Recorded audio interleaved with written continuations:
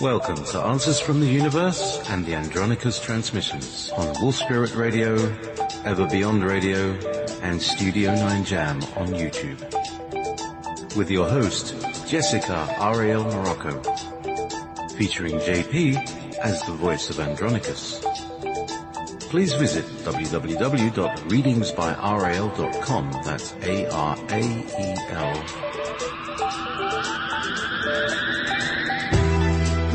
From the future, by way of the past, I bought my ticket for the 15th century. We started moving through a hole in history.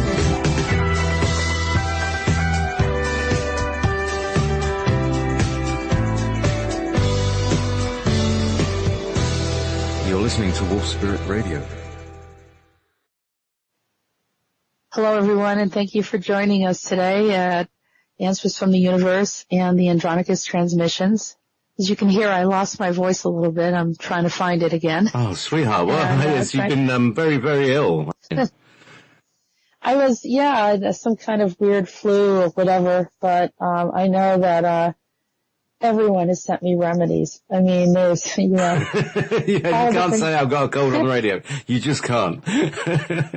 No. And the type of things that people are telling me to do, I mean, some of them were pretty amazing, and I was like, wow, this actually feels a little better, because I was concerned I wouldn't have my voice at this time, but you may hear me coughing and hacking a little bit, which is not very pretty. So, what's your secret remedy, Jess?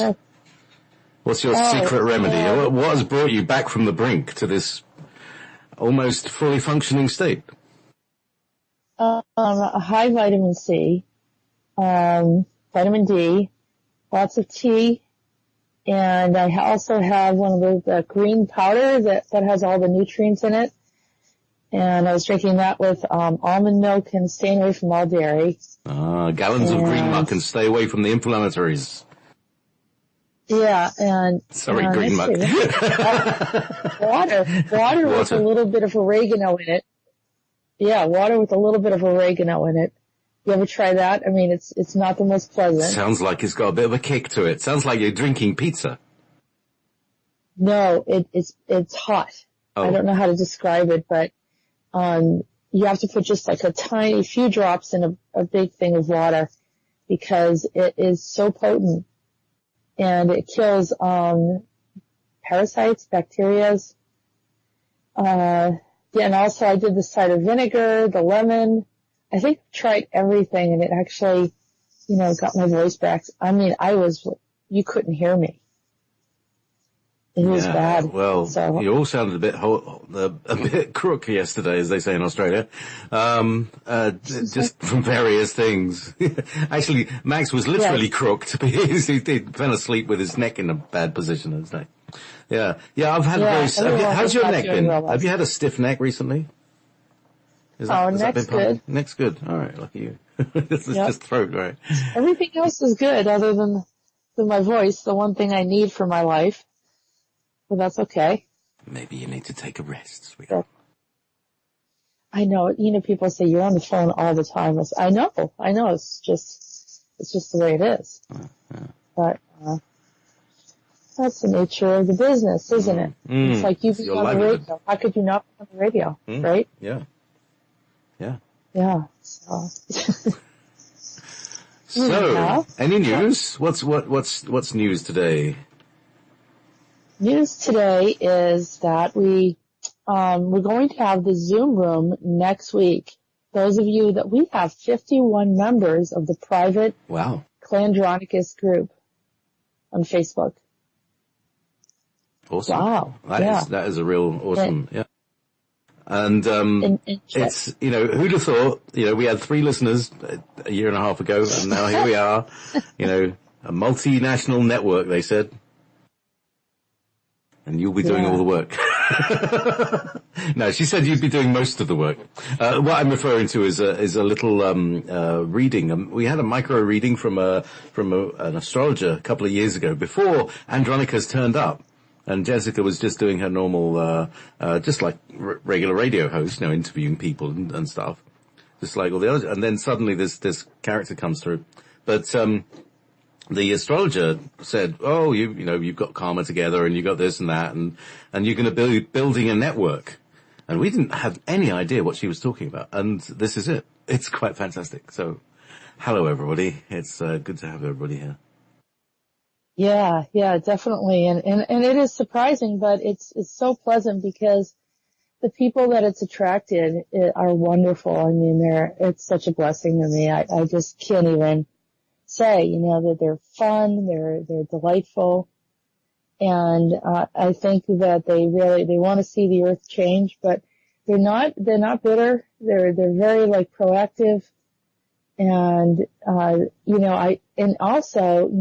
told them that you have liberty to share. The space is not my space. I'm not there to monitor everything. I want people to go in and say, share with everybody the knowledge that they have, and because there's so much wisdom and so many, people have been researching and doing things for years, and everyone has a little piece of the puzzle, but, together it's becoming quite magnificent, and I'm very pleased with it. So, and I know more is up ahead. I thought it was funny because, Ches said to me, she goes, well, we can only fit 50 people in the Zoom room, but we now have 51 in our group. And I said, well, it's not very likely that all 50 are going to show up, but it's kind of a funny concept. It's really kind of exciting. So the other thing is, here's a reminder that we have the Interstellar Galactic Council today after the show. So, and we'll have Viking possibly join us at the end of the show, or towards during the second part of the show. But the other thing that we're going to be doing is those that are going to come through who've been doing this beautiful poetry and aligning with Meetis. So we have Martin Magic Moon, and as well as our friend Nick the Friar, although I don't know if he wants to be called the Friar, but that's how some of you know him as. That was Meetis' friend who said he was looking for Nick. And of course there were other friars as well, and he loved everybody, but I know that this is, you're going to enjoy the show today and some of the transmissions that have come through. So I think that's it for as far as updates.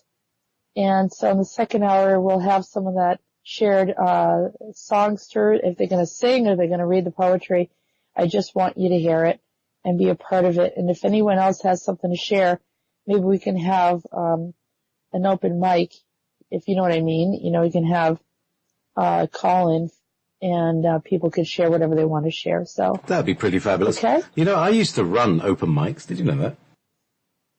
Yeah, I had a jam session I'm not surprised. in the 90s. Not in the 90s, in the noughties, from 2000 up to, and everybody knew me as Mr. Music in the area. So I eventually I took over in the Findhorn Foundation. They used to have a regular Sunday night open mic, and I was holding that for about 4 years, I think, until they sacked me, which was funny because they didn't employ me in the first place, so they couldn't really sack me. But I just, things got weird, so yeah, bugger up. Yeah, that's what happens. Personality things happen. Yeah. I have to say, through no fault of my own. It wasn't like I was being ridiculous or anything. It was the other person was being ridiculous. I can't even remember what it was about. I knew it was me. Anyway, meanwhile, back on Andronicus. So where are we going? Who are we going to do first? We're going to start with Andronicus.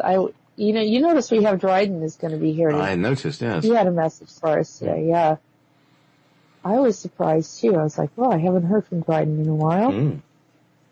So. Okay, so we're going to start with Andronicus. And that's set up. Okay, I'm done. All right.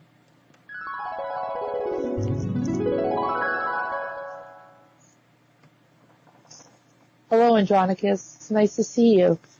I'm standing overlooking the most magnificent vista. It's breathtaking. When I see captivating scenes as this, I feel alive again. Are you on another planet, or are you still on the moon? I didn't think that anything else existed like that. No, it's supposed to be the moon. Oh, on the moon, right. I didn't know. It doesn't, but we want to make it appear that way. You call it a hologram, but it's much more complex than that. We want everyone to feel or scale this landscape. We want it to be fertile to grow on. Are you going to do that? No, we'll not go through the trouble for warmongers. If their only intention is to fight or get into battle, then why present such a majestic landscape? Why don't we just give them an arid landscape, little water, and all the challenges that prevent them from getting into war? If they destroy it, then not much effort went into it in the first place. This is a horrible scenario. Do you think if the landscape is beautiful that it would heal them and prevent them from being in this state of warfare? Even Hitler was presented with the most beautiful of vistas and became the most war-hungry man of his age. Napoleon was raised on beautiful islands overlooking the ancient waters.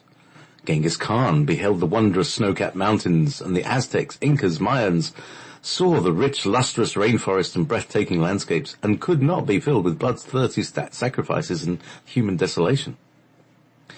Of course, there were many societies that preferred to be in peace, like the Mayans, the Tibetans, and similar Sinatan societies. India, impoverished and complex, tried to maintain the vision of increased consciousness. It has been a real struggle for many who try to maintain the integrity of that. Then I observed Andronicus taking in a deep, long breath and embracing the feeling of clean air and sunshine. He acted as if he'd been locked up in an underground shelter and for the first time revisited by nature again. You enjoyed being there. I see you. You're healing and replenishing. That's wonderful. Isn't that obvious? I can't explain to you the horrible environments that I've encountered on my journeys. The further into the future, the less humans care what it is like. They seem to be altered by some kind of Vinkala overlay. Humans begin to think and act more like them, the Vinkala. On one of your potential timelines, convince human to alter their genetics and be merged and hybridized. This alters the magnificent appearance and form of humans. It changes them so they can exist in environments filled with radiation. They didn't know they had an agreement with the divine to remain as they are on a non-toxic planet. At some point, similar to your current timeline, you come to a juncture where you must decide to take an extreme change by getting off the dependency of toxic behaviors on the planet.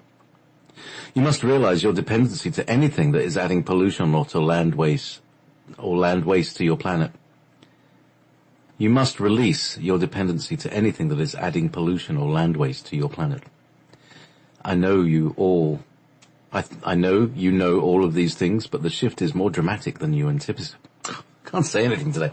It sounds like it's a Tuesday? Yeah, it's a Tuesday, it's not. Maybe they've taken a couple of days away. I know you know all of these things, but the shift is more dramatic than you anticipated.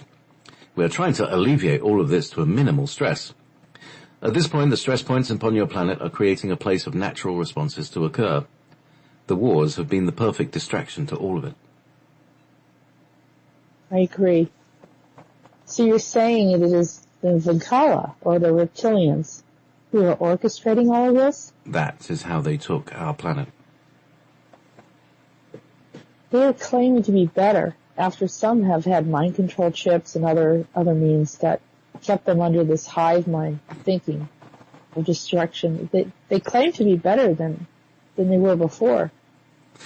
There are others involved. They have allied together to create confusion. It seems like an endless stream of warfare or struggle with them, doesn't it? It is actually an illusion. You are made to feel that you are looping. I will say that the timeline shifts are continuing to bring you back in a time where they exist, then removed. However, reset to continue to exist. How do we get around this process? Be patient and continue to do your work to remove them from your planet, and you will find the end of their loop, and then that part will be over. You will separate the negative ones into a timeline that does not last into the future. Those who remain and want to support humanity will have to incarnate to see from the perspective of human and never return to the Vinkala group again. We allow the essence of the species to thrive if they grow, however their society may not exist or be supported in the future. can I ask how things are going on the lunar civilization in the future? We have some problems here. It's the cyborgs. I discovered that they were taking human souls and merging them into robotic bodies. I became concerned about you and others because I could not catch how they were doing this. I think they bring the human to a point close to death and then capture their souls and put them into the robot. I have to make a decision soon. I was too caught up with Mars at the time and you. So sorry, not that I didn't thoroughly enjoy your company. I almost forgot everything else while I was there. It was blissful and wonderful to all of us, and wonderful to all of us. Now I realize what happens to Mars and why he becomes so unreasonable. They turn him into a cyborg. Rhodan has stripped of all of his powers and he is outnumbered. I'm going to speak to Rhodan about it and we need to remove him from there right away and return him back to his own abilities. Have I completed my task there? And will I be able to return back into my timeline again as well as him? Yeah, that has to be done carefully as well. I'm assuming it is quite dangerous for your essence to be there as well. Where is Mars going to be taken? Oh, please don't watch. I don't want you to know where he's going because it will be dangerous for you to know. He just took down one of their stations. I don't want them searching for you. Spaceship sound? I know. There. He's gone to see Rhodan. Now, you, my dear, hold on for a moment. There. Do you see me? I'm calling you to me in another time, well into the past. You bring my son. It looks like Saudi Arabia. Do you know who I am? No, I can't see who you are, but someone powerful and wealthy. We needed to save another one of our sons. They tried to take him as well. I need to spend some time with him, but I thought it would be best to see you there with us. I was wondering who the father was of this one. I can see it all now. No more discussions. It's all well. You don't need to worry about it anymore. Now it's time to go. I can hear you. The blue one. The blue one looks best on you. Is there anything else that needed to be done? You're both now out of danger. You have sons with others, but I can't rescue them for you. They must come forward and do that. Does this help the planet in any way? This helps the future of all planets and timelines as things are getting restored to their natural order. I love you. I love you all. Andronicus. Wait. So, you got more than Mars with Andronicus. Yes. Well, Mars is not, I don't think he's technically my son. I think I was filling in as his mother. All right. Because he needed some he mothering. needed a female. He needed some mothering, but Mars was actually a husband at one time, and I have two sons from him, which is Romulus and Remus. And Romulus connected with me probably about 6 months ago through the star Together. And he was actually on the planet Romulus, and I saw him and I didn't know who he was, and he was like, "Don't you remember me?" And in Remus, I don't know where Remus is, but I discovered yet another son that was, and I didn't know who the father was. I was asking who the father was, and now he said it was him. Who's your daddy? So I'm surprised. Yeah. So it's for some reason I'm collecting all my children now. But I think the problem is the children were being hijacked into other societies where they didn't belong, and they were using their abilities and then leveraging them against, their elders, So Mars was being hijacked by this robotic group, where they were going to turn him into a cyborg, control him, and then turn him against Rhodan. Oh, I'm not sure I can see. the other one. I can see the dark forces kind of, that it's, that, we're going to be so mean to them. We're going to turn their children against them.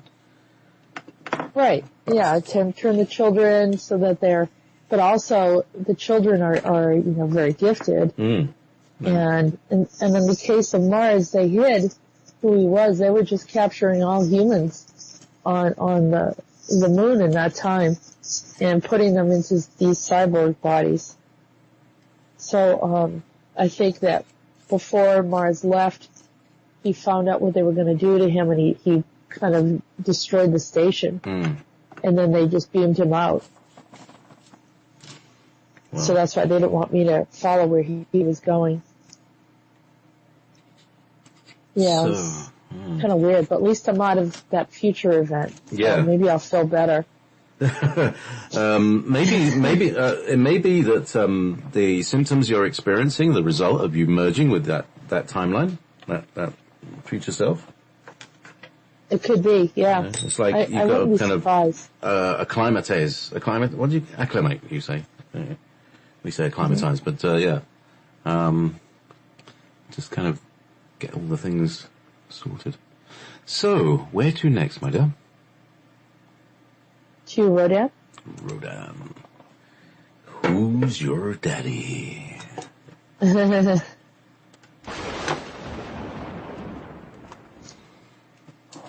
I see your mission into the future was a success. Andronicus seems to be satisfied as I am regarding the outcome and knowledge of Mars. Oh, I didn't realize I was putting him at such a disadvantage.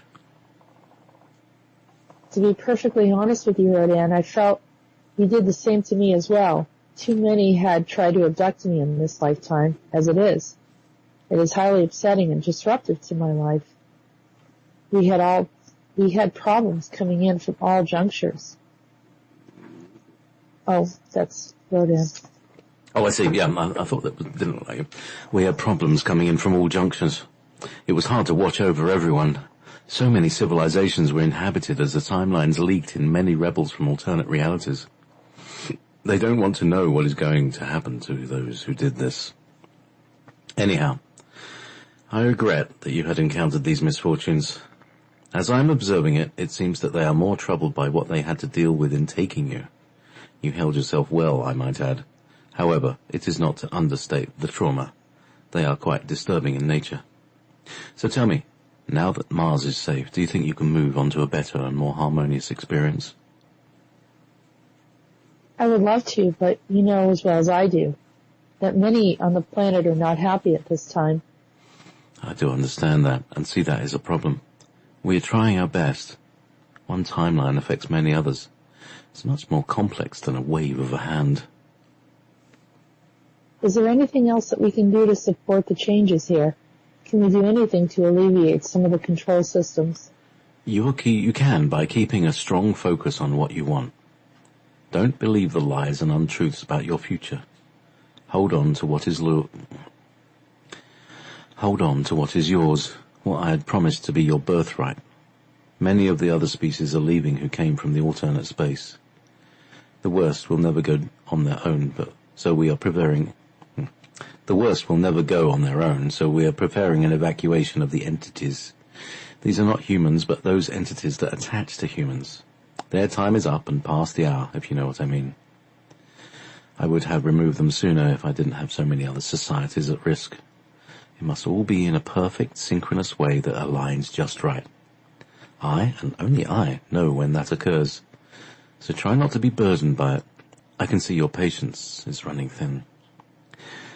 It will happen soon enough, and unfortunately you shall then be engaged with the next challenge. Keep strong, child. All have suffered through this, but the rewards are great.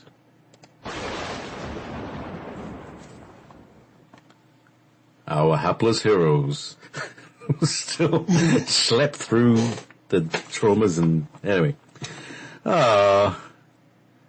So he's saying, you can be happy, but not everybody's going to be happy yet.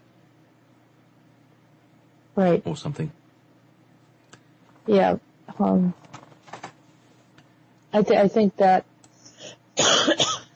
there's waves of change that have to come in, and I'm like, I'm running out of patience for a lot of this stuff. It seems like there's an endless stream of problems. And he was just reminding me that, things have to just be aligned just right in order to make the change without creating some other kind of ripple, I guess. That's right. My guides use a term, which is really unusual, but it makes sense. They say the correct accretions have to be made. And what that means is that, for instance, if we were to look at the last few months, we couldn't have had the Pizzagate revelations without WikiLeaks. We couldn't have had WikiLeaks without Julian Assange, etc. So the layers have to be built up. And he's seeing, that we're all, it's hurting. It hurts. It's like, it's not like something that is, you can do it next week. It's fine. Please do it today kind of idea that, there's everybody's suffering so much, and under a great deal of pressure, everybody. Yeah. Meanwhile. And, well, I think that, that things are changing, and it's hard to validate it, only that there is an absence of certain energies that are not as troublesome as others. And so, I talk to people that do light work and, do earth work for the planet. And, most of them are saying it's a little bit quiet right now. And I was like, is it quiet in a way that it's tricky, or quiet in another way where, maybe certain elements are absent now, they're not here. And, no one's able to completely validate it. I think that it created a little bit of a void where, we had a lot more before, and now it's getting a little lighter. As we're looking at all of this stuff, suddenly we, get the information about Standing Rock and that something horrible happened. So the quiet turned into something a little devastating for some of the people there, which was sad for all of us. That, I guess that they destroyed some of the houses. And, it depends on which way it's spun, you see. If they, because I was looking at this earlier, and it seems to be like a fire ceremony. A way of letting go of the village, rather than having them come in and destroy it, that they released it and sent it into smoke. some of the people got imprisoned. Mm-hmm.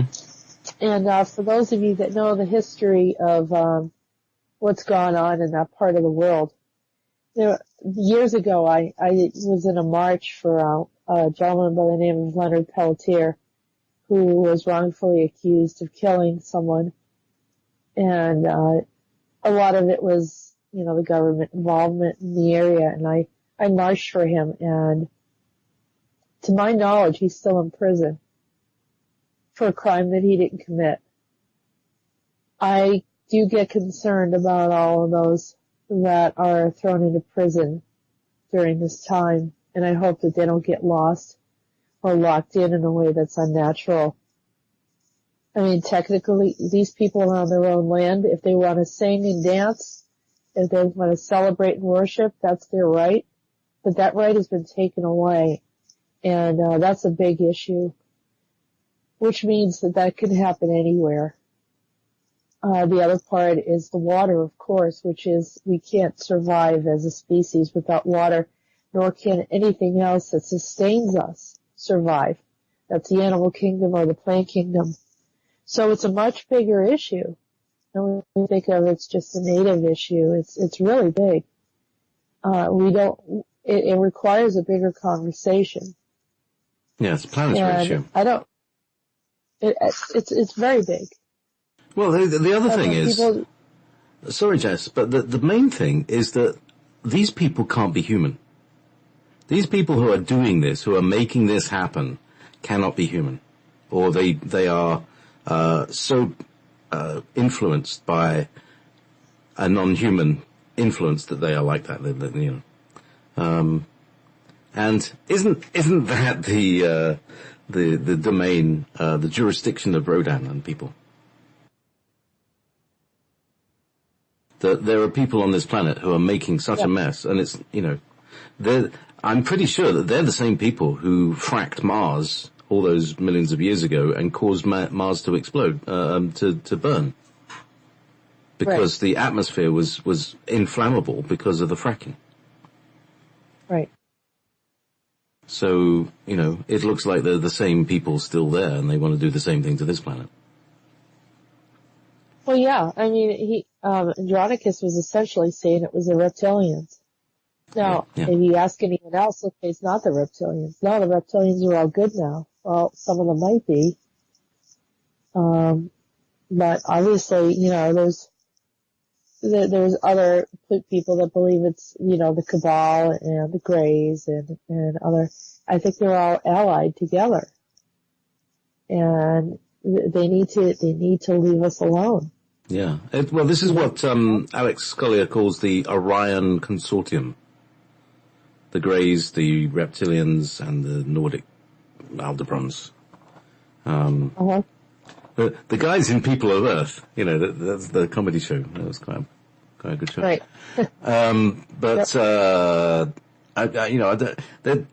It's a comedy, so they kind of show them how disorganized and actually kind of rats in a sack they are. They're willing to betray and beat each other up, at the drop of a hat. So as a kind of singular force, they're not that powerful because of their own infighting, and that's probably what's going to bring them all down anyway. Who knows? I think that, their grids have kept them very, having a hive mind. They're able to, work as a singular, group, and be all like-minded, kind of the Matrix, the whole Mr. Anderson guy that, that shows up. Mr. Smith. Agent Smith. Mr. Smith. Yeah. Yep. And he's, that whole thing is just so coordinated and aligned and methodical.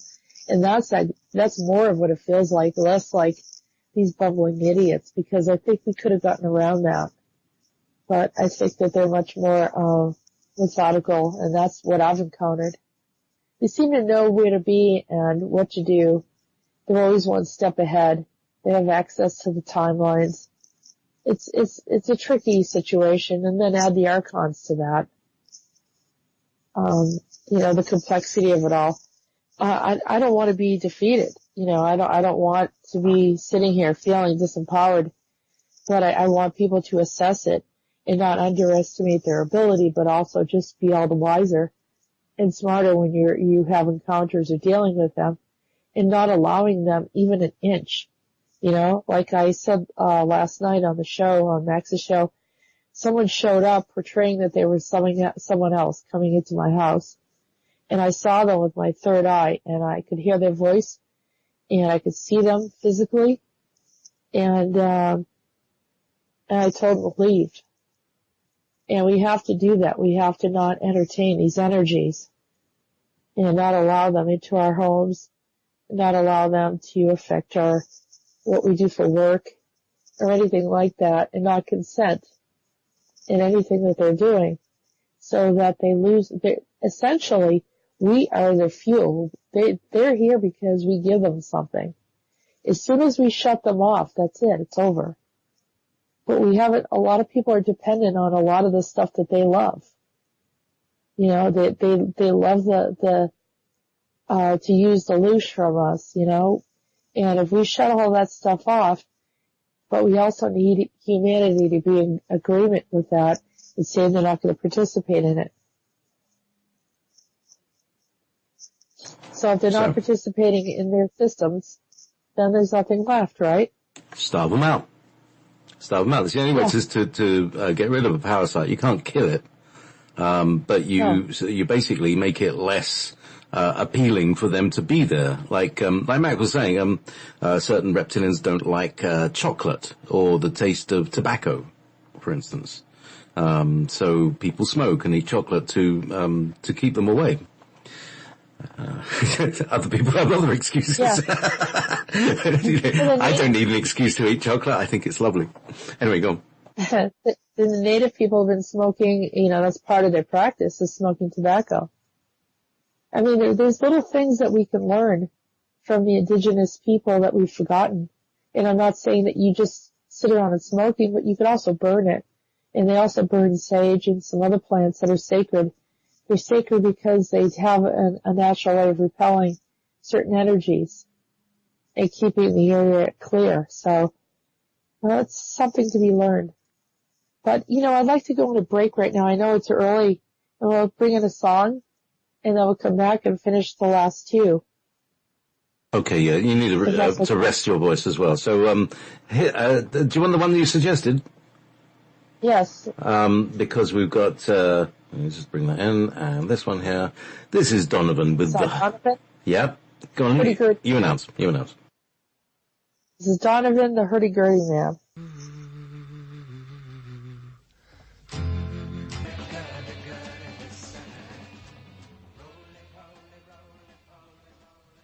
Okay, it sounds like we're back. Yep.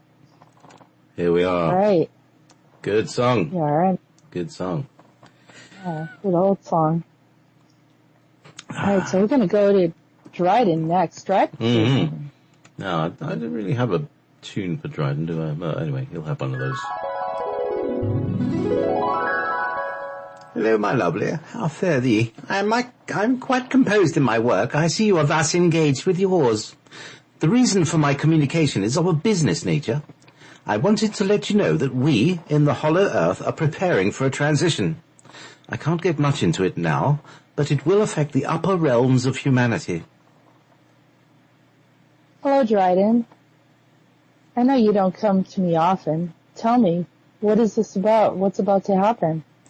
You see, there has been a lying faction in the Hollow Earth, and even to the degree of lying about me, or saying that they represent our people, the Tuatha De Danann. I won't have it anymore, and I have set a new law of removal to all species who are not here to support the planet. There have been many mishaps, and those severely lacking integrity have somehow gained credence and acceptance among you. They lie and portray us as fools, simpletons, unawakened. Meanwhile, they teach inaccuracies, and I am quite angry. This is not your or humanity's battle, but ours. We will contact you when it is resolved. I had visited one of your friends, but he was less than friendly. It's all the better. We don't need his assistance. Let him speak to the others while we assist with the planet. Thank you, Dryden. Keep us informed if you can. I shall, my love. I shall.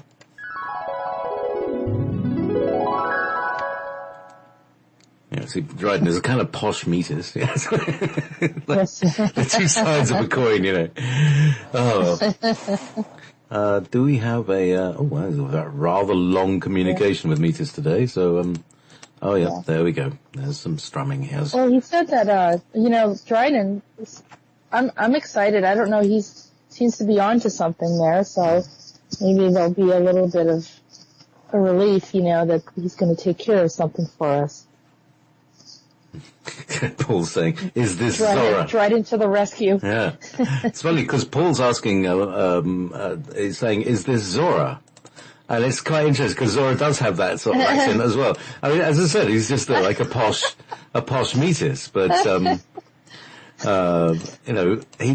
that's funny. But you've spoken to, I spoke to Zora years ago,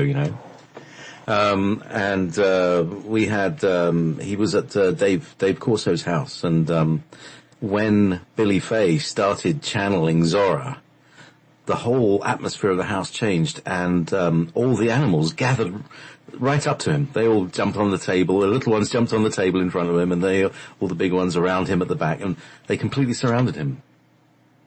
Wow. They just loved his energy. Yeah. Now let's just go and get Clarabelle. Isn't it funny? I thought that was really funny the other week when he started calling his favourite lute Clara. Yeah. That's just something else, isn't it? Meetis. Yeah, he said that probably a few months, was it about a month ago or so, a month and a half. Yeah, and I didn't know that you called it that, but he knew it. Mm-hmm. Another little thing, and actually, this guitar here is hang on, let's see. This guitar is very much like the old sort of troubadour instruments in that it's not got a flat back like most guitars. It's got a curved back.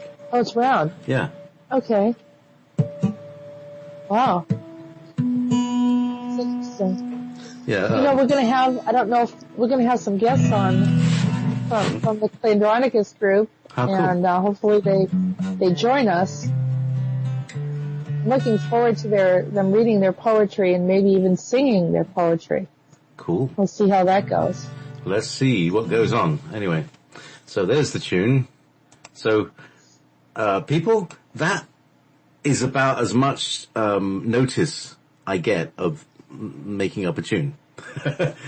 That's more notice than most people, which is basically selecting, cutting, copy, paste, and then move Practice. away. That's all I get. There's no practice. There's no practice whatsoever. It's just like go straight into it. So anyway, meanwhile, where's the? See, I've got two mice that I have to. No, this one's not.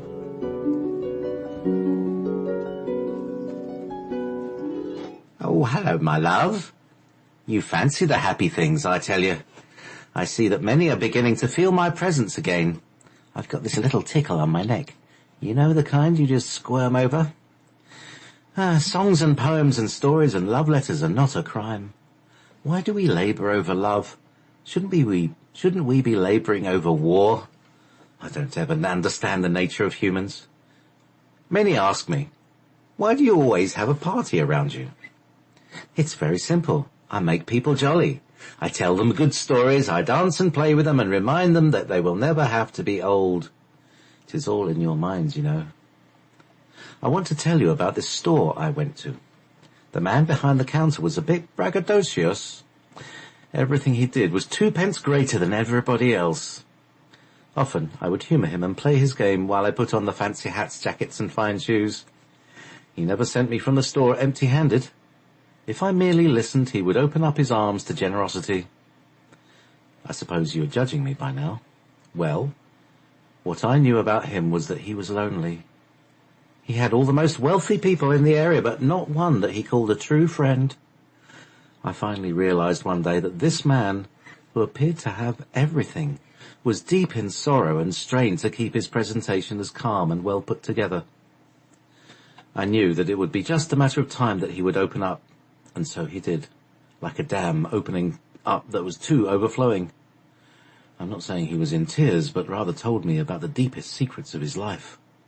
It was astonishing that so much had been going on that few knew about.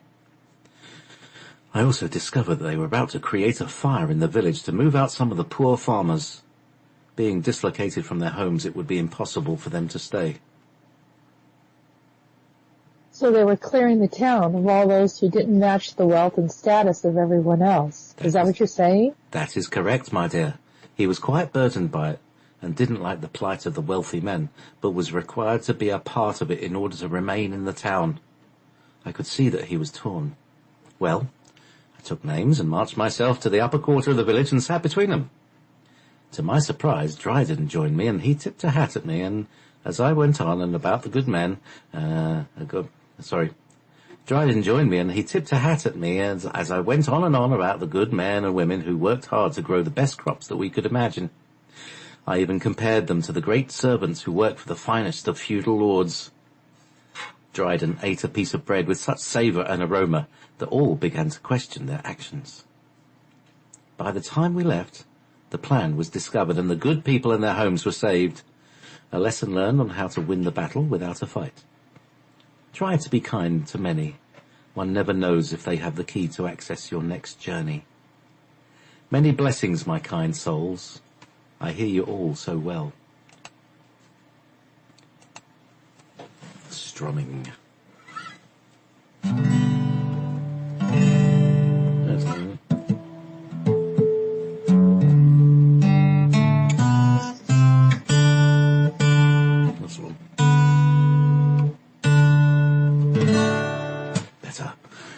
It's always the B string, it's the subtle one.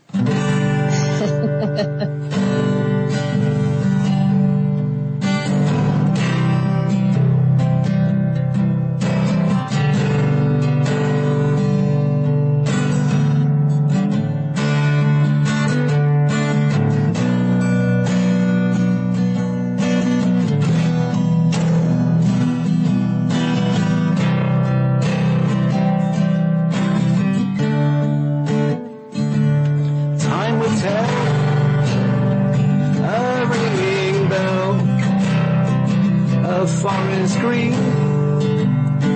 and a wicked queen, but don't display. There are many new days for you to recover what has been taken away. The time will come, no need to run. We will take back our planet to feel the earth as one.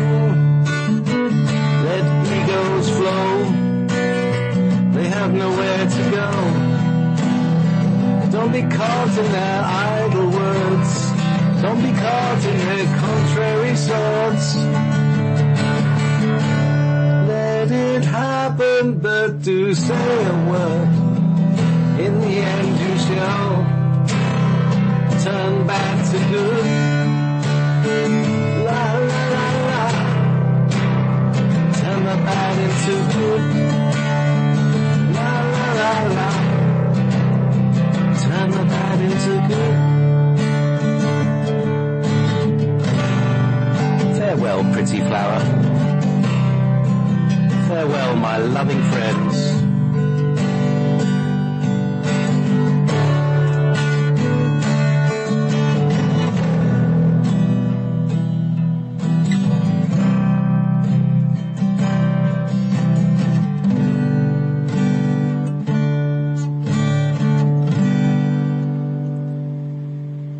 Oh, was I too hot? Oh well. Nope. Very nice. Yeah, I had a little more notice. That I didn't read the lyrics. I have to say that I didn't read the lyrics, but somehow I understand that my subconscious mind saw the whole thing because the chord progression that I came up with fitted perfectly in with the meter of the song. So it was just, I just allowed it to grow. I have no control over it. I don't think. So I played a G when I picked up the guitar. So that's where it started. It's kind of all brewed together. Yeah. Anyway, you said something in your chat. Where's that? All right. I did. Oh, don't let me be misunderstood. Yeah. So I thought, well, he talked about being burdened. Let's not be burdened. We'll bring in Eric Burden. Don't let me be misunderstood. And then we're going to come in, we're going to bring in some guests, and Viking will be joining us. Baby, 1974, here we go.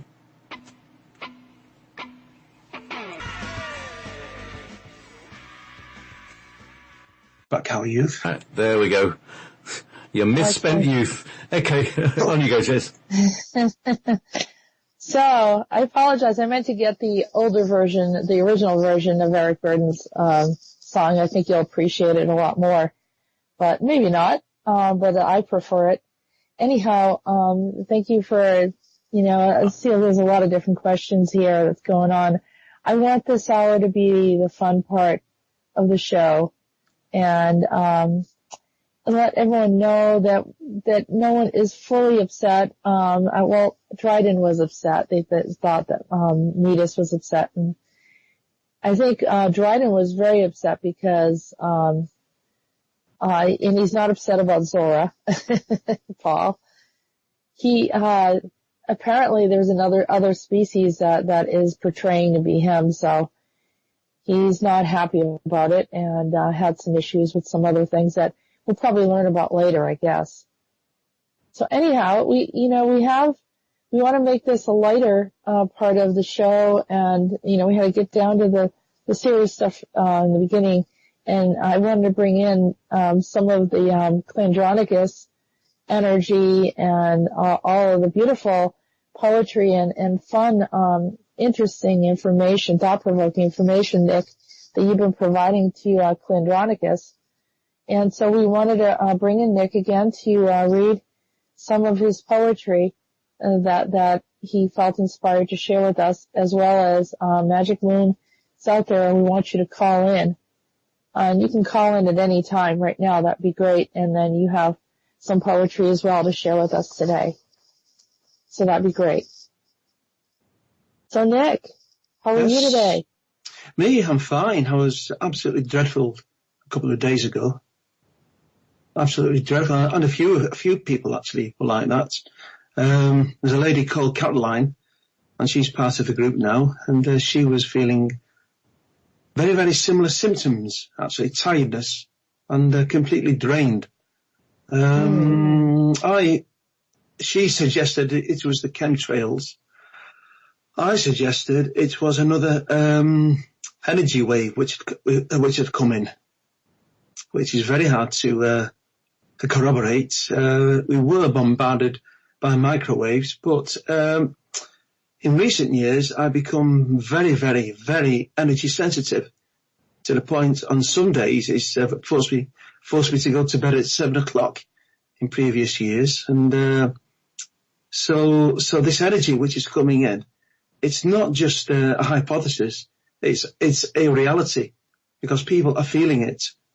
And people who are sensitive can detect when these energy waves are, when the bow shock wave is hitting us, because we feel it in our bodies. And I'm wondering if what you, I believe, and a few others have been experiencing is a minor energy wave. I don't know what JP thinks about this.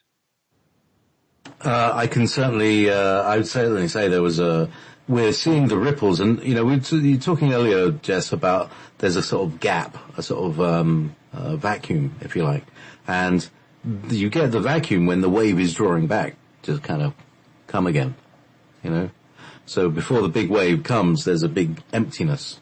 It feels like that, and we know that there's this big eclipse happening at the weekend. So, what is it? The 26th? I haven't even kept the 25th. So it's on Sunday. Oh, it'll be when the show's running. Right on the day of my show. Eclipse. So that should be quite fun. You've already got dams breaking. It's just very interesting because you know how water and emotions are all connected. So, I've had some emotional issues. I've had water rising up from my basement the other day, so that was quite an interesting thing. So I had to spend a day fixing a toilet, doing plumbing. So, but apart from that, there's been a lot of water type activity all over the world, isn't there? And we were talking as well about what water is. I was just thinking, is there a convergence, a kind of a synchronicity between these energy waves coming in and the water activity on the planet? I'd say intimately. I never thought of that before. That brings us back to the Poseidon energy too. It's a little bit of erratic, and you can't harness water. You can try to, but you can never really. Water is meant to be free and to move and flow, and you have to have an agreement with it that it will not take over, that will not come and flood, and it will not overtake things. And the ancients knew this. They made their peace with the waters. And so likewise, many civilizations did water ceremonies. And I highly recommend that for people that are having some challenges. But isn't it ironic that it's also the water issue in Standing Rock? We've had about the water. Absolutely. And it's just weird how it all kind of, it's not weird, it's the whole process, it's the fractal process. We're going to feel it in our bodies, and we're going to see it out in the news, and we're going to also probably see it out in the space around us, and we're probably going to have water from space, or something unusual like that. There's going to be water. This is not an interesting point, JP, that microwave energy has a particular affinity to water. We had the microwave burst that was registered a few weeks ago, wasn't it now? BP Earthwatch did a few articles on it, and microwaves seem to have an affinity with water, and we've had water issues. I mean, here in Wales we've got water issues in North Wales because it's raining like the devil. Or it has been. So it seems that there might be a link up. What do you think? I agree. I agree that there's, like I said, the water is people see the water, they don't see the water like fire. You know, fire is very all-consuming. But the water can do such amazing damage, you know, if it's not harnessed properly. And if we have too much of it, it erodes everything and destroys homes. And so, being at peace with our water. And like I said, try doing water ceremonies, for those of you who are in areas that are having problems. I live near the ocean as well. I mean, I'm probably about 15 minutes away from the ocean. So, but we haven't had any problems of that nature here. So it's a communication. I always communicate with, I call him Kid Triton, but that's Poseidon. And try to calm him down. You know, Viking and I have talked about this. You gotta keep him calm and let him know that you want to see everything at peace with the waters. There are those that are tampering with our nature. They're tampering with our temperature or weather, our environment altogether. That has to stop as well. We just ask to be in that place of harmony.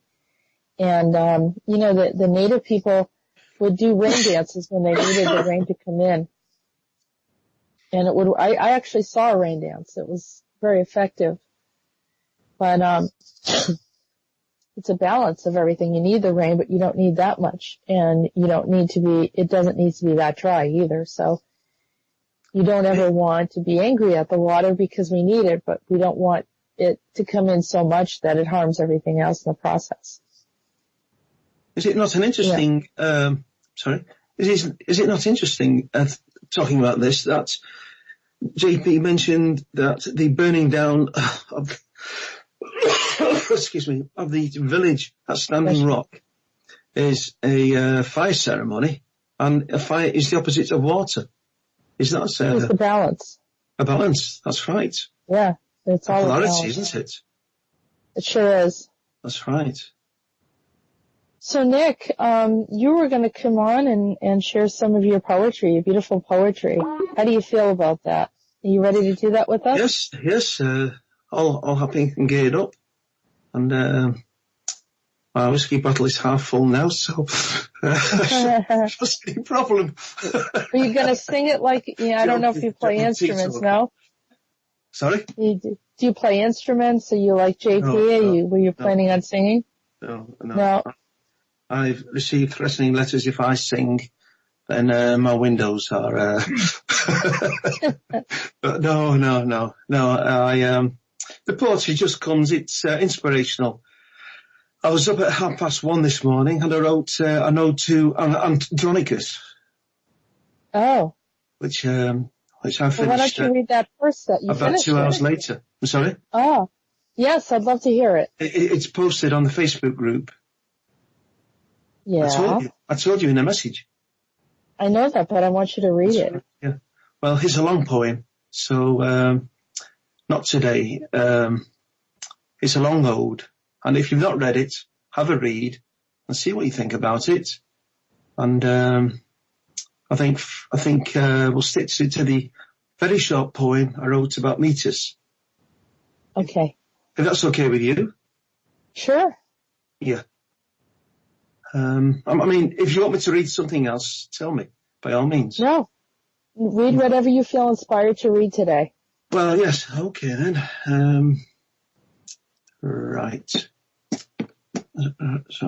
Sorry. Right, well, here's the poem I wrote about Meetis. So sing me a song, friend Meetis. Sing me and play your lyre. Be serving girls and dancing girls and logs burning on the fire.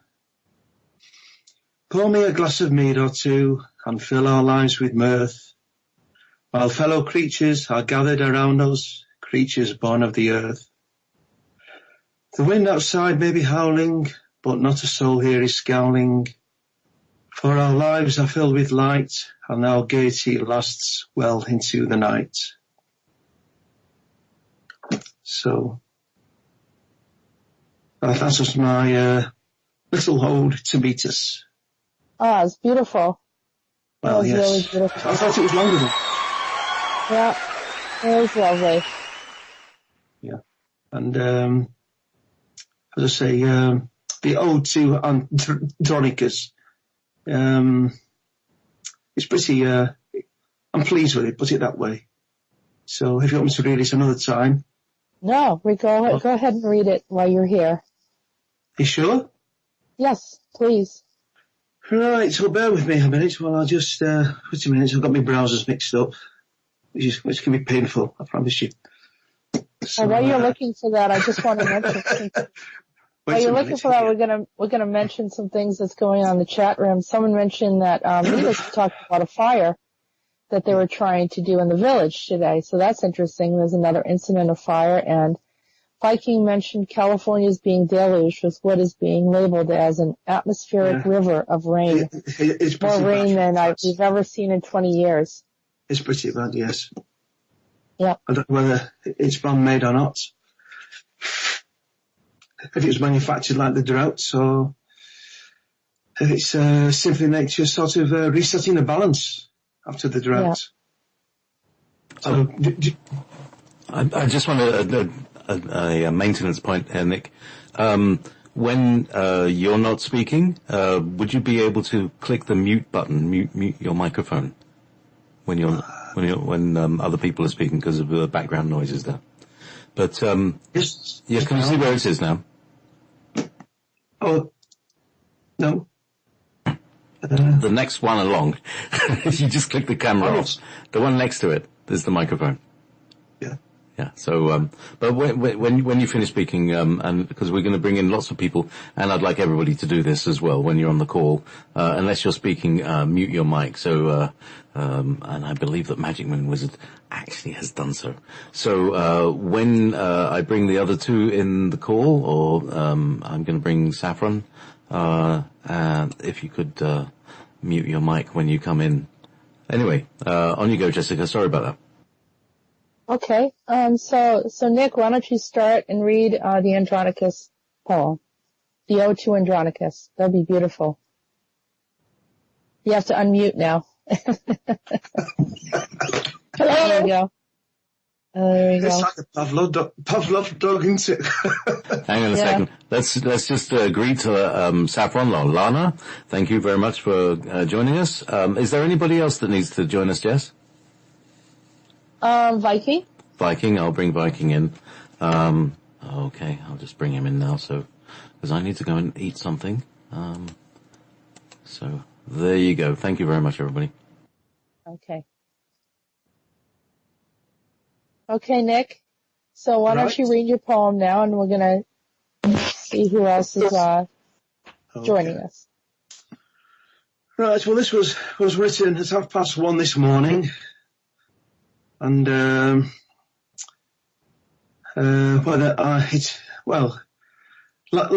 wrote itself. Let's put it that way. So I'll begin. An ode to Andronicus. Cast forth a mind back to olden days, when men fought battles and pride was lost or won, to the winning or losing of a maiden's virtue and loving smiles. To a time when kings and princes held sway upon the hearts and souls of men, crushing they who failed to heed their words, uttered from kingly lips. When strangers came upon many a kingdom and passed within the castle gates and gave forth wisdom and godly counsel to these kings to hold sway their minds, thus to help their peoples and rule in better ways. For such a man came wandering and came from within the mists of England's ancient hills. Striding forth came he upon many an ancient court in England centuries ago. Amidst passions raised and passions spent upon here earth's tear-washed shores and fields he walked, and many a night in sorrow was spent, and his name was Andronicus. Born of a place where time knew no rule, from the cosmic spaces he descended, and began his journey on earth. A child at heart, a sage, a man of peace, a man born of the vastness of space itself, a mind born from eternity. A heart of love and compassion, a heart broken by the sorrows of men. And his name was Andronicus. Lo, cast upon a sorrowful earth to walk amongst her people. Through the villages he travelled, and was lost at once in the pleasures of simple folk. And in a fire of pine logs hissing, sending sparks up sooty chimneys, with tables laden with mead, and bread and the fruits of heaven. And many a head would sway, and many a body would dance to the melodies of a minstrel tune. And a maiden caught to the eye of many a man who would welcome the folds of coming night and be lost in their hidden virtue. And such a man was Andronicus. O come the night, O come the time when life's ills are forgotten upon some maiden's bed, within her loving arms, a mind bathed in the glory of her maiden's charms, when night went on forever until the rude awakening of a rising sun. Oh, away with the dawn, oh, away the light that shines upon the blessings of a night upon a maiden's bed, and her lovely ways within her loving arms. Oh, go away the reckoning of work waiting to be done. Yet night again will come, once more to be lost in a maiden's fond embrace, amidst her wonderment and the blessings of the night. And such a man blessed was Andronicus. It became that many a song was written and sung, and many a tune played upon a minstrel's lyre, that told of the great man's deeds, who passed between kingdom and kingdom, and simple people's doorsteps, and no one knew his real name, but we did, and his name was Andronicus. Through battles fought, old England passed her days, amidst the cries of the wounded, the blood washed by summer's rain, and suffering eased only with time's passing, and grief that knew not when to end. Yet amidst these battles a great man wandered, a man not born of the loins of earthly women, a man who in the depths of night his mind wandered amongst galaxies, and places way beyond the dreams of dreamers. And even amongst the fields of pain and grief, where battles fought over some king's selfish whims or opposed decisions, he would sigh and shed a tear as the stupidity of it all, as his mind wandered again through galaxies. And the earth was just a passing place for Andronicus, for sorrowful minds and minds beset by the haze of suffering, and hearts broken by grief, and eyes bathed by the endless tears are many upon the fields of earth. Yet sweet passions are once more willingly raised by the minstrel's tune before the smoky fires of taverns, and many a night are spent in wonderment at the meaning of it all, with questions only answered by the rising of the sun and pressing problems of the day. But one man knew the answers, and his name was Andronicus. Thank you. Oh, that was amazing. That was beautiful. Thank you very much, Nick. Thank you for sharing. And we're going to ask some others to share, but that was really beautiful. Thank you very much. So, who else do we have here? Do we have Magic Moon here? Or Saffron here? Hello. Oh, is that Magic Moon? Yeah, it's Martin, yeah. Hello, Martin. How are you? Yeah, I'm not too bad, yeah. So, Martin, why don't you share your poetry next? And this is, this is a special show today for me. I'm hoping that everyone else enjoys it, because I think this is wonderful. Yeah, sure, yeah.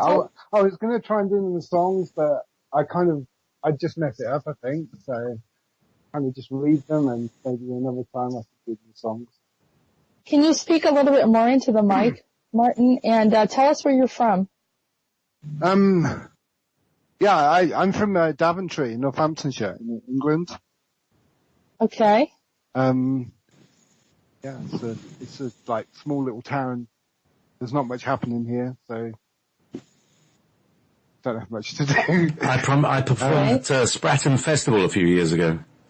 All right, that's just down the road. Yeah. So, yeah, I know the area. All right. So are you a musician, Martin?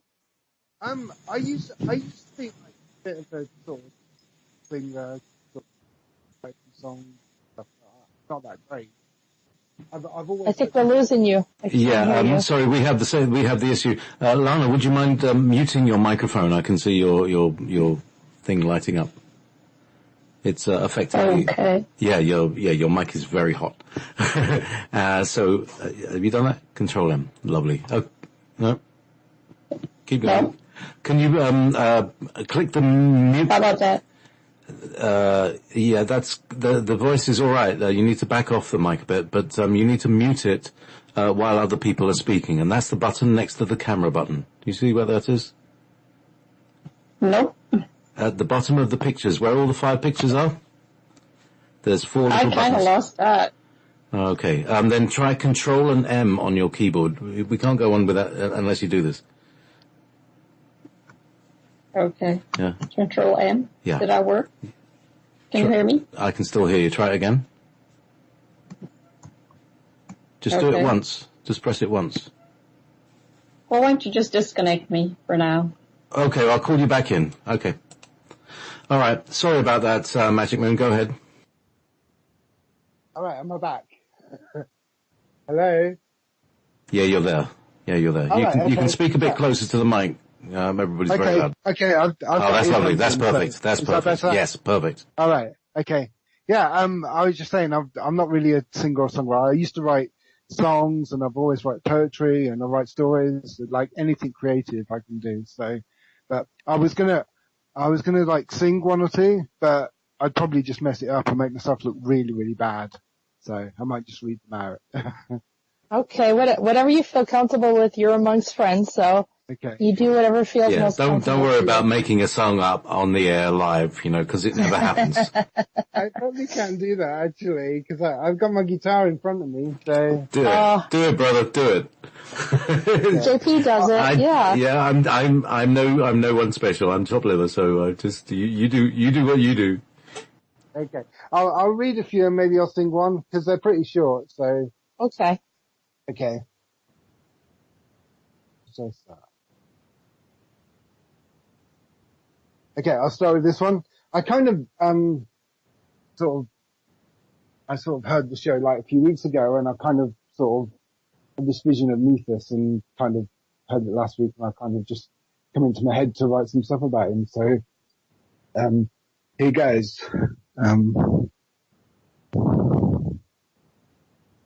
He had a coat of bright indigo, if the sun shone or the wind would blow. But on a cold day in an English tavern, we let the ale flow and the wine. Some of the people called him a shaman, a druid. Some of the people called him a shaman or a druid he was known by, but on that day he became my friend. The day we almost drank the tavern dry. The day I met the wizard, not so strange and not so old, English wizard. He showed me spells of the ancient realms, just another time when Meetis was around. We both kissed a wench at the tavern bar, the wizard and I. Bet who could take her far. As she filled our jug of wine, little did he know she was already one of mine. A love potion or two, my friend, if you don't mind. Don't bet with Meetis, he has a bit of an all-seeing eye. The day I met the wizard, the not-so-strange English wizard, he showed me the spells of the ancient realms, and just another time when Meetis was around. Okay, that's the first one. Hello. Very good. So Okay, that's he drinking the bar dry with Meetis. Yeah. Yeah, that was beautiful. I loved it. Yeah, be really nice. I kind of always have a vision of me as a wizard. Maybe like Meetis meeting me, like some time maybe. Go again. You broke up there for some reason. All right. Is that better? Yeah, that's better. Yeah. That's right. I've got like little earphone mics, so I'm holding my microphone closer. This is when Meetis meets a dragon. By the river is where I met my beautiful blue-eyed girl. On a midsummer's night, we both sipped blackberry wine and lay on a bed made of sweet-smelling hay. As I stroked her golden hair, she said she must be on her way. I kissed her on the lips, and a blue dragon flew away. And she and she flew so fine, lighting up my name in the sky. She ruled the stars, breathing fire from deep in her heart. She flew. Blue dragon shone. By the fall, I did bathe. We did swim down to a No, we're losing you again. You're breaking up, Magic. Gold.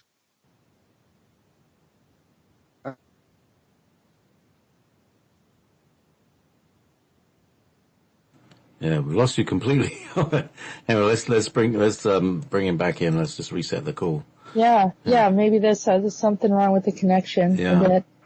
And, cause, it was getting very passionate and we couldn't hear any. And we've lost him. Probably his Wi-Fi's gone or something. It was the sound of Wi-Fi going. I know it well. I know this. Very familiar. You get to notice, what exactly part of the stage is going wrong. It's like, a music producer, knowing the thing. Oh, Magic Moon's Wizard's typing. We've lost you. Yes, your Skype disconnected. It did. It really did. Let's see if we can bring him back. So he seems to, calling. Do do do do do do do do do do do do do do do do. Oh, call failed. Oh well. Perhaps there was internal conflict going on there. But should we bring Safi back? Let's see if I don't know if Safi's got any time. She has to go to get her son. Yeah, I didn't bring her in, and I wasn't able to really say hi to her. Yeah. It just got. Yeah, so Lana, hello. I know you're going to go soon. Hi. Come in and give us your thing. Hi, Jessica. Hi, thanks for joining us. You're welcome. I don't have a song or a poem to share, but what I could share with you is I was doing some searching around the area where Meetis and the group of us were supposed to be in the past. And what I came up with was I was looking at photos and so on and so forth. Excuse me. And I saw this cathedral, and the cathedral's name is Lichfield Cathedral. I don't know if anyone's familiar with that particular cathedral. Hello? I'm not, but Yes. Nick Yes. does. Okay. Nick, It is very much in time. Are you familiar with that, Nick? Yes. Litchfield, yes. Lychefield. Is that right? Lichfield. Li. It would be I these days. It would have been Y in the days gone by. Yeah. So, Okay. please go ahead, Lana. Okay. So anyway, as I was looking at a few of these photographs, there was this particular one that was sort of full on, and it instantaneously brought back a dream that I had maybe about a year or two ago. And I decided that, I was wondering why this particular dream, because I sort of like had forgotten all about the dream until I saw this particular photograph. And I did some more digging, and I came up with a particular video of, I think, something that Google Earth may have put out, where you could see about 360 degrees around a particular place.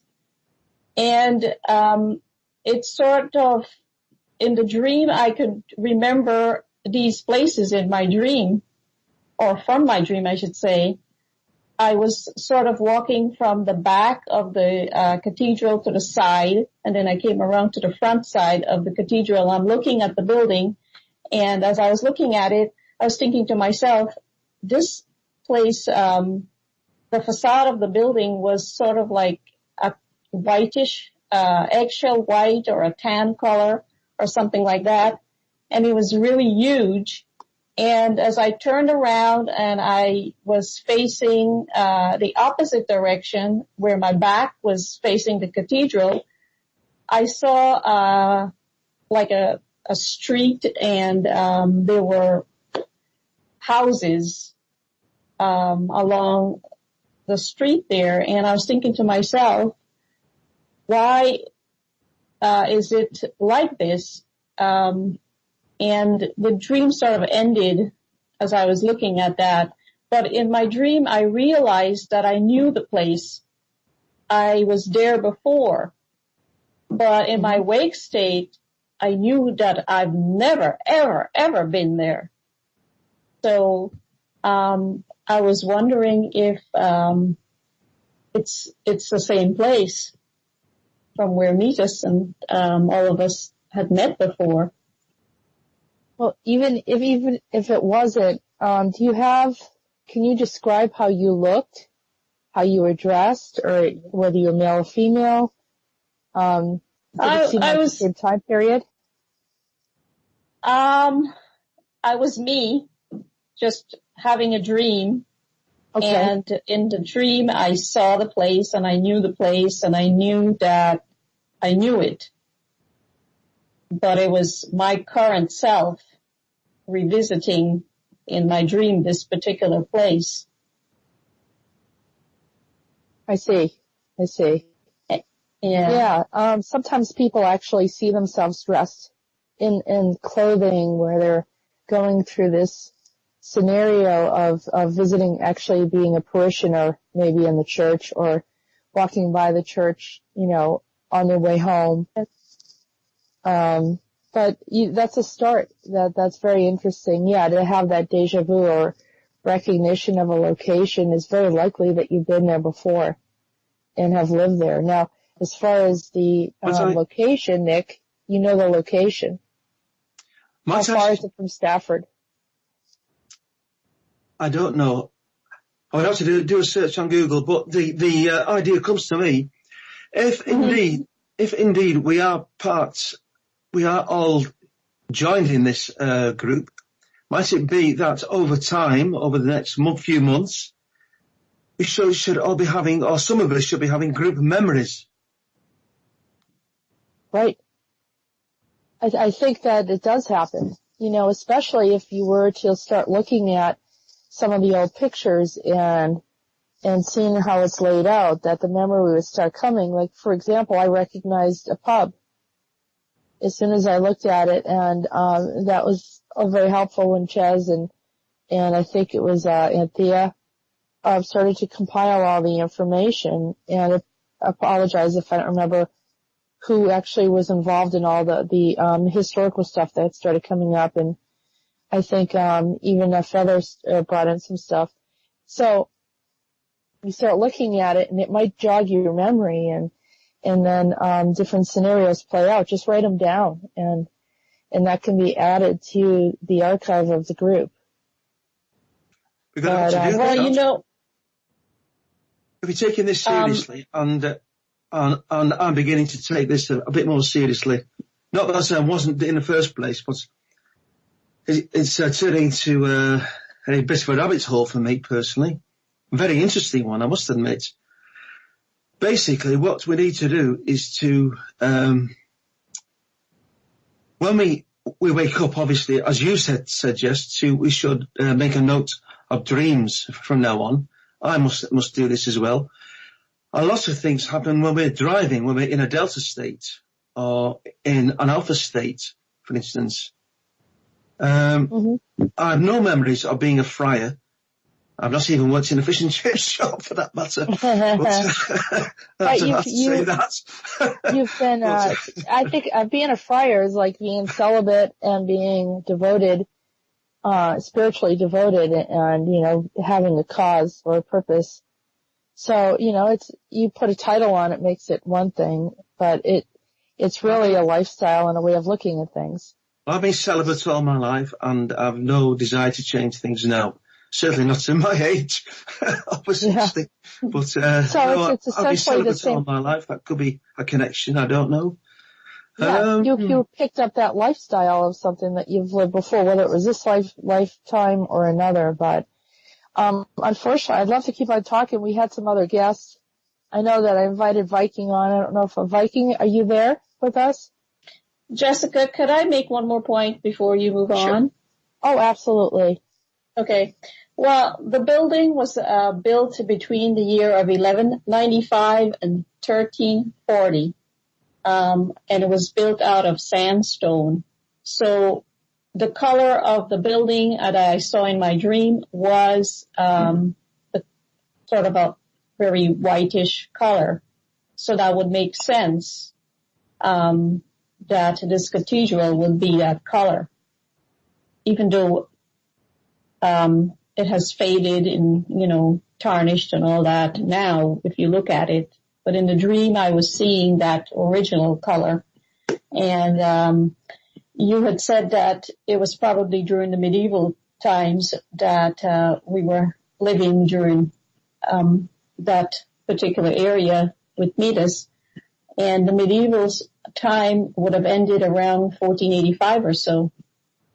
So that would tell me that if the building was finished in 1340 and you kind of look at the timing, it would be 145 years sort of period. That would narrow it down to, wouldn't it? Absolutely. I think this is, and especially that you saw it, you know, looking as if it's white, like it was a new building. Yes. Yeah, and it was a complete building at the time. And the streets and everything that I saw in my dream was the same thing in the photograph and in the short video I saw of the area, because I pretend that I was standing there and I sort of did that virtual turnaround in the video in the Google Earth, and it matches to everything I saw in my dream. So I just wanted to share that. Yeah, and if you ever notice any other details, you know, that'd be awesome if you can add that as well. That's really great. Thank you so much for sharing that testimony. Yeah. It wasn't expected, but it adds another piece to the story. Yes, of another layer. And that connectedness and what we could all share together. Sure. So that church might have held some kind of, you know, usually that was the center of a lot of things. Yes. So okay. Well, thank you so much for joining us. Yes, you're welcome. Okay, so JP, do we have anyone else here with us? Unless he's not here. Hello, JP.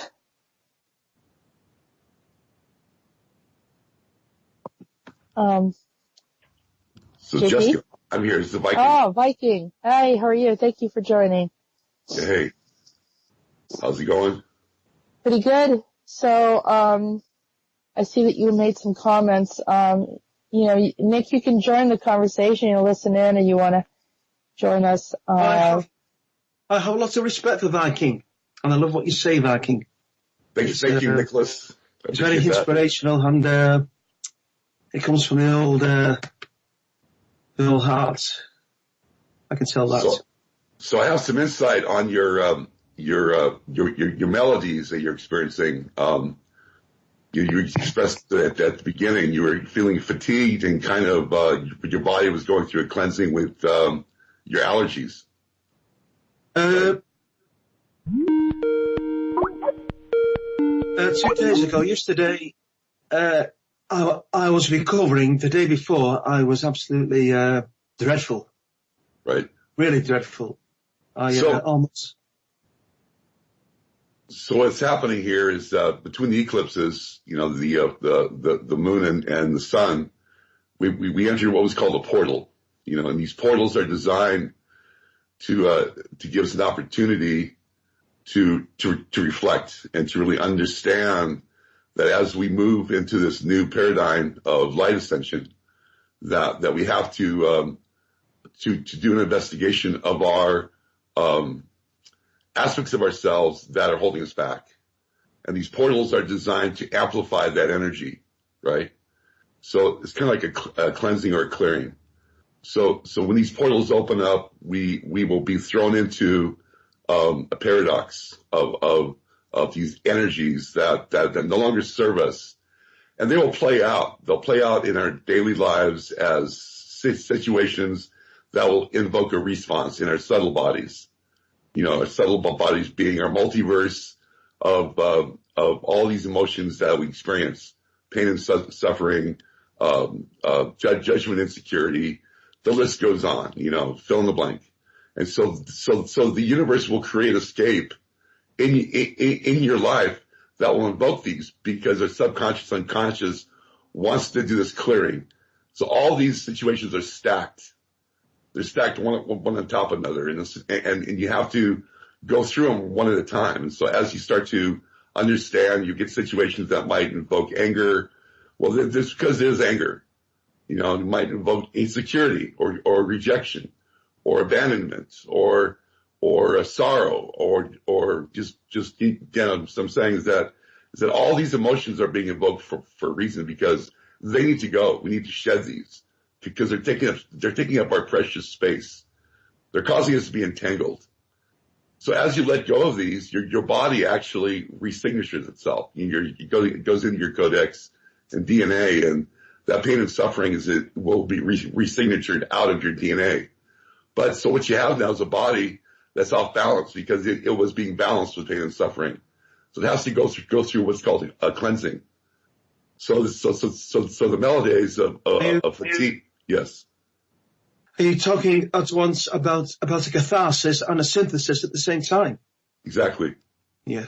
Exactly, my friend. So the fatigue is your body resignaturing its DNA. I've been sleeping 12, 14 hours, but I've been absolutely exhausted because during the day, during the mindscape, during the day, you'll start to come to these epiphanies and understandings if you so choose.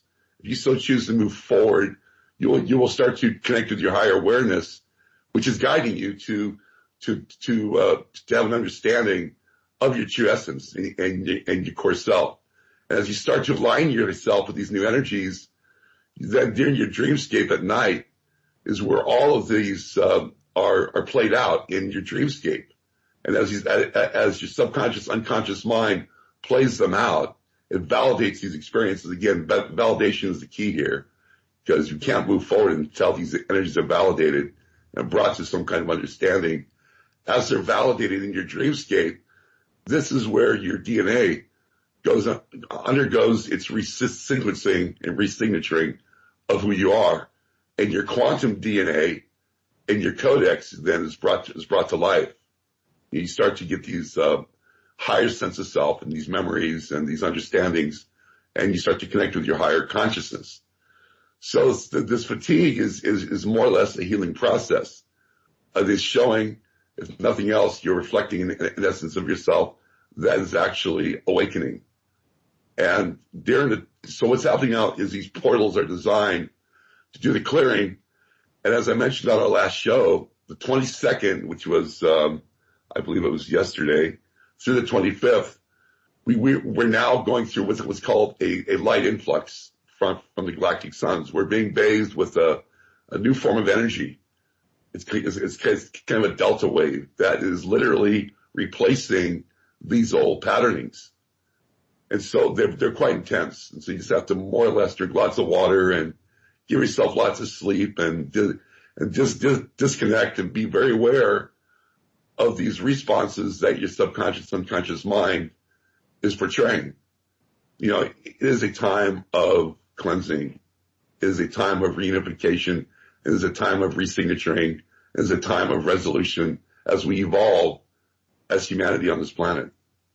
One thing I have found, and for the past few weeks, I've been using the out breath that JP has mentioned, and I have done the Kundalini breathing in the past. So I'm aware of the breath and the power of the breath, and I do find that by careful and judicious use of the breath, one can take one's consciousness above the worst effects of these energies. And I use this technique that I use it all the time. Every day I use it, and I find it extremely beneficial. And when the energies have been really bad, I've done some Kundalini breathing, and they're quite vigorous, and I found it takes me above the levels of where the energies are causing problems, you might say. So breathing is a very, very excellent tool in this respect. Well, yes, it does. Maybe we should bring this into the. I just want to remind everyone that in the next hour is going to be the council, and Viking, who do you have on as a guest this week? I believe it's Aurora, the goddess Aurora. Aurora Light or Aurora Tech, but she's coming in as Aurora Light today. Is that correct? Yes. And I just have one more comment to make on Nicholas here, is that you're speaking of the breath, extremely important. If you look at all four elements at this point, being able to find balance, we talked about fire, we talked about water, we talked, in the air. And getting out and walking barefoot in nature is also really important at this time. Walking barefoot, you're able to connect with Gaia. It sends a stream of energy that literally connects yourself with the Earth and the galactic sun. Just be aware of all four elements. And also, I don't really see this as being a negative or adverse energies. They're challenges. We have to understand it's through this matrix of the contrast, without pain, we wouldn't know courage. And so try to take the negative aspect out of this and just realize it's just a process. I'm not saying that's what's on. Right. Hold on a second. What I'm saying is that using the breath as a means of balancing. This is what I'm saying. Absolutely. Okay. All right. Thank you, guys. I just want to see it one more try for Martin to see if he's still there. We only have a few minutes left in the show. Martin, are you still here with us? Hello, Martin. Give him a second to unmute by pressing Control and M at the same time. Hello. There you are. Well done. Hello. There he is. I'm back. Might as well round this up with a poem. If we can finish up with the poetry, I'd be pleased. Okay, I'll finish the one I started and got cut off, shall I? Yes. Okay, I'll start again on that one. Okay. Can you hear me okay? Is that? Yes. Yeah, you're perfect. Okay. Go for it. Go for it. That's good. By the river is where I met my beautiful blue-eyed girl on a midsummer's night where we sipped blackberry wine and lay on a bed made of sweet-smelling hay. As I stroked her golden hair, she said she must be on her way. I kissed her on the lips and a blue dragon flew away. She flew so fine, lighting up my name in the night sky. She ruled the stars, breathing fire from deep in her heart. And she flew so high, a beautiful blue dragon shone the night sky. The next night by the waterfall, I did bathe with her pretty eyes beside me. We did swim into a bright crystal cave with a diamond ring and pieces of gold and a silver lyre she did hold, given to me with a sweet kiss. Then she flew away, wondering where my dragon went another day. And she flew so fine, lighting my name up in the sky. She ruled the night sky, breathing deep fire into her heart. And she flew so high, a beautiful dragon wrote the name Meetis in the sky. Very nice. Very, very nice.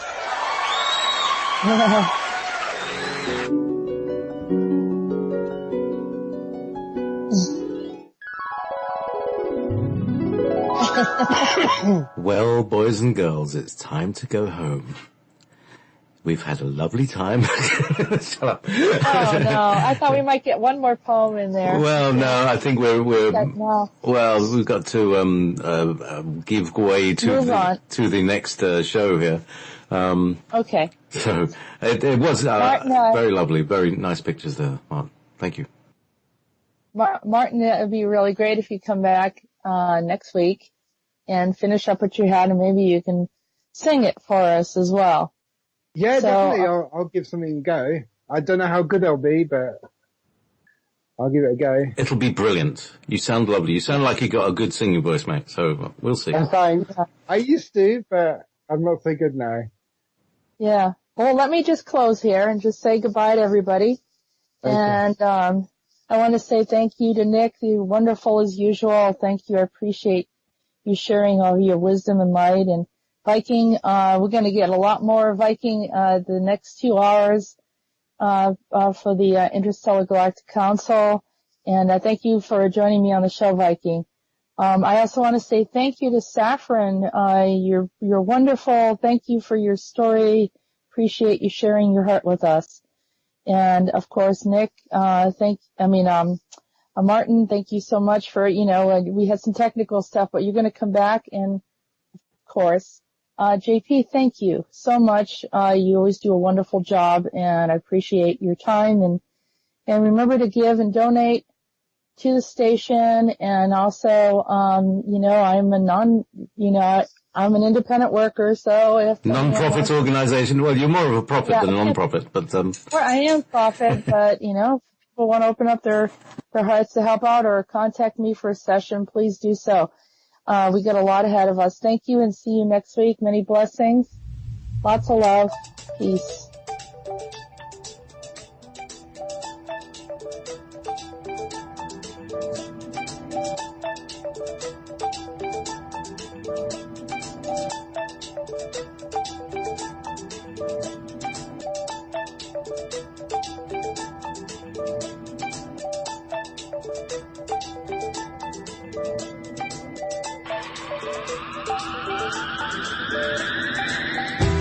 We came from the future.